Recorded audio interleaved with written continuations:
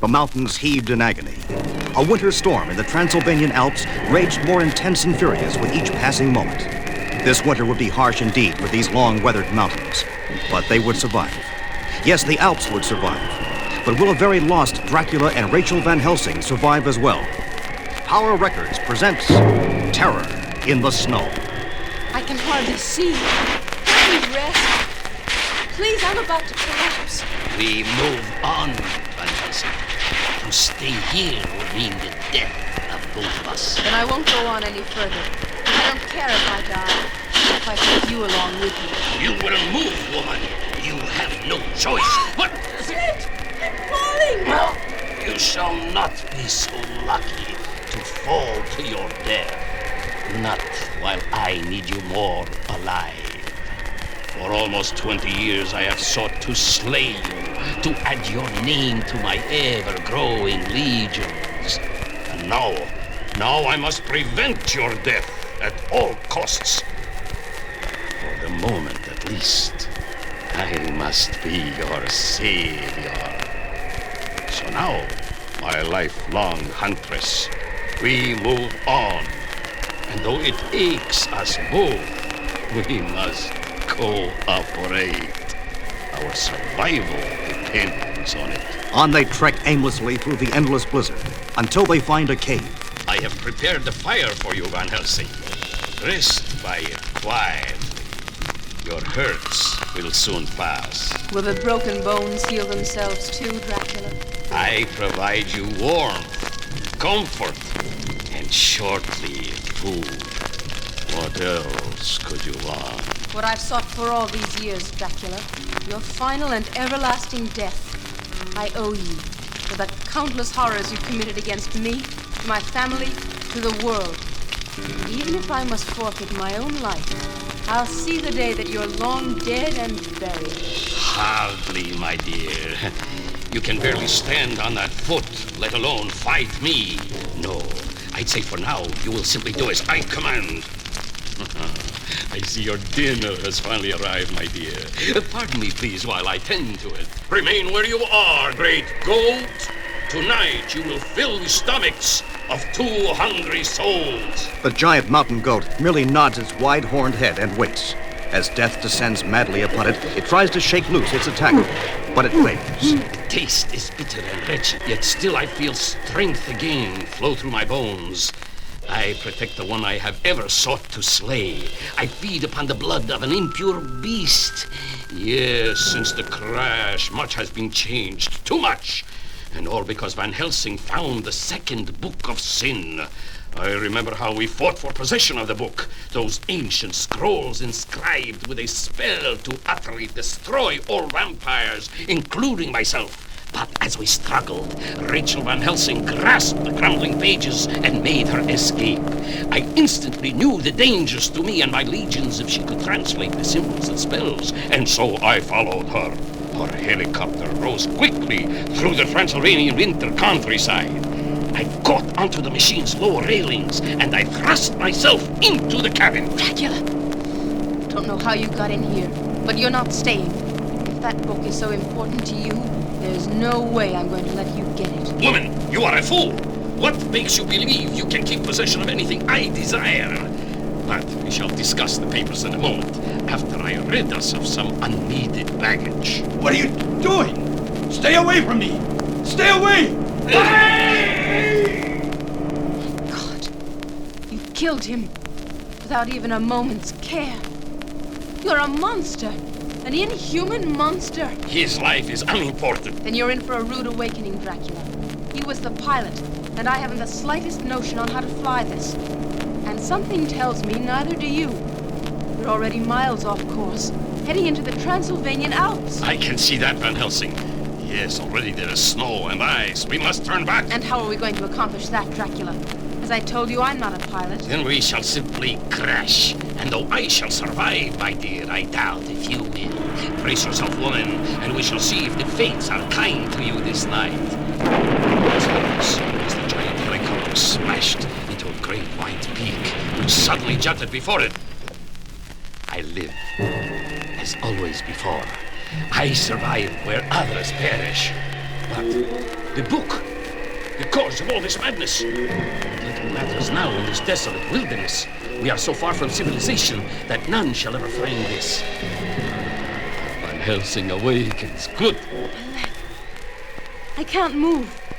I think it's broken. That will not do on the long journey before us. You will need a bandage. No! Leave it alone! You're hurting it! Silence, woman. Until this heals, you'll have to live with pain, which may keep your mind off attacking me for a while. Now, come with me.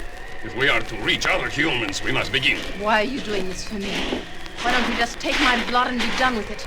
You've wanted me dead for years. I still do, my dear.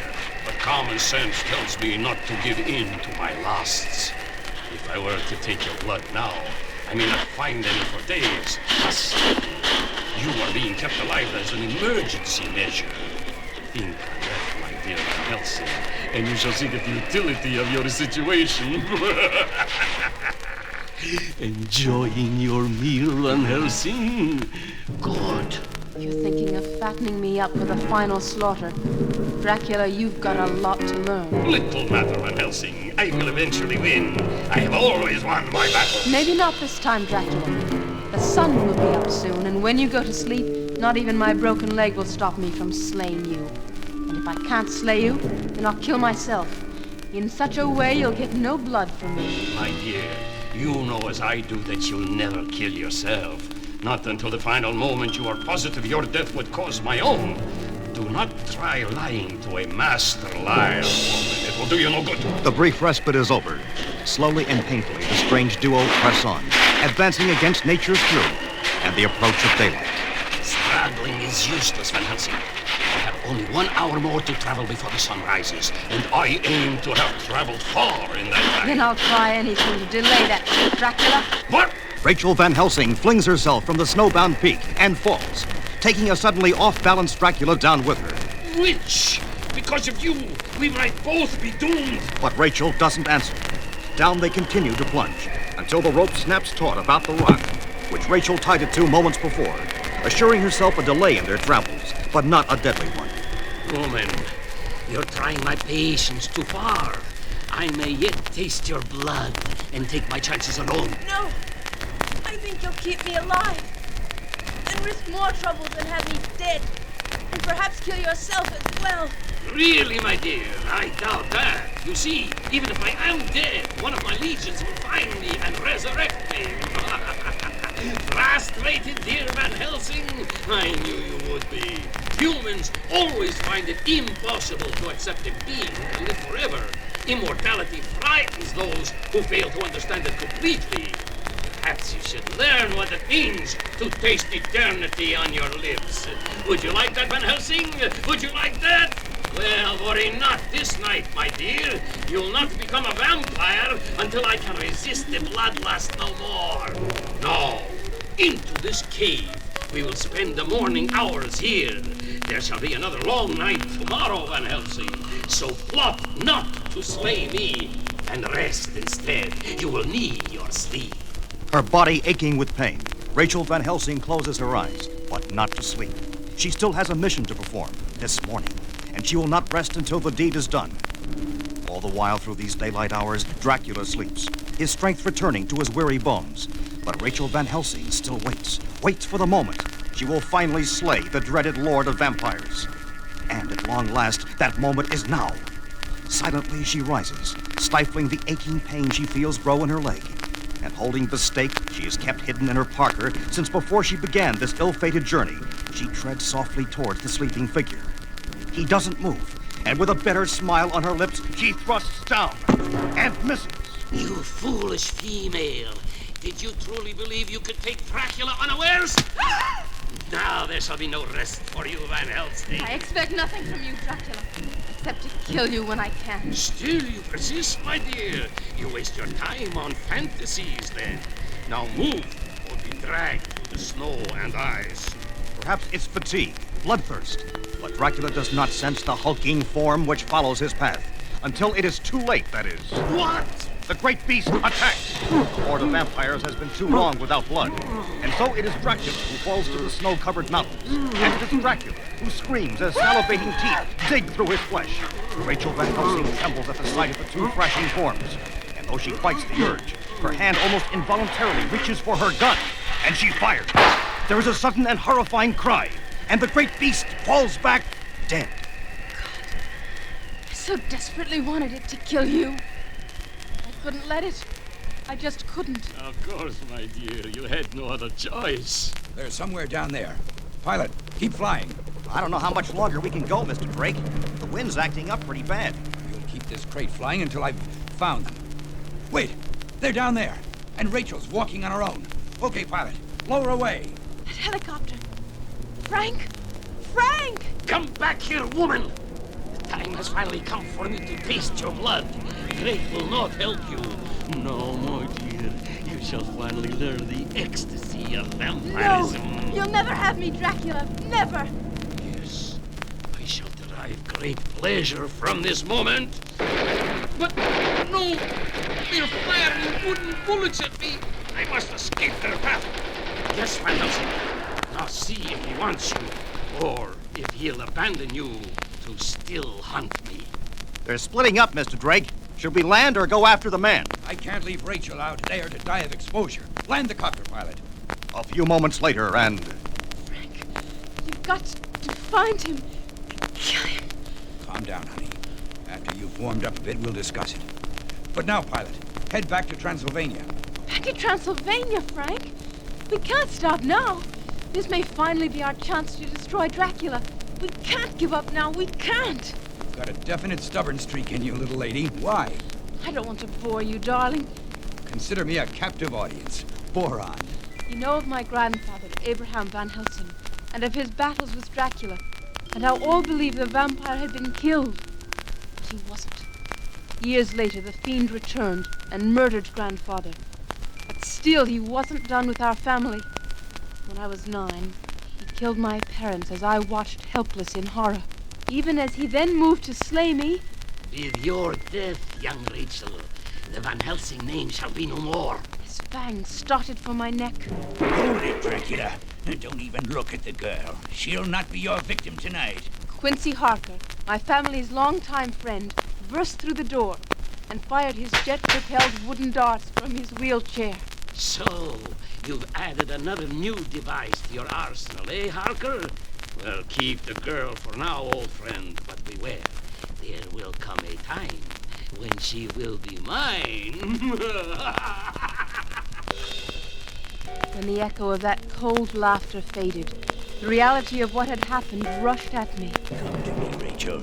You've gone through far too much for a girl your age. Far too much for any person. Quincy took me into his home, raised me into womanhood. Does that explain why I'm, as you say, so stubborn? Does it, Frank? There is no answer, nor is there a need for one. But below... They're gone at last, searching elsewhere on this mountainside. Weak as I am, I must try to make my way to safety, or perish in the attempt to fly. Already I feel my insides shriveling from blood loss. I can remain here no longer. I have no choice but to brave the storm as a night wind backed. No, its force is too great, too powerful. It is impossible to fly through. Then am I to be trapped in this hellish wasteland forever? It appears not, as... What? Flames shooting through me and numbing my arm. How? How?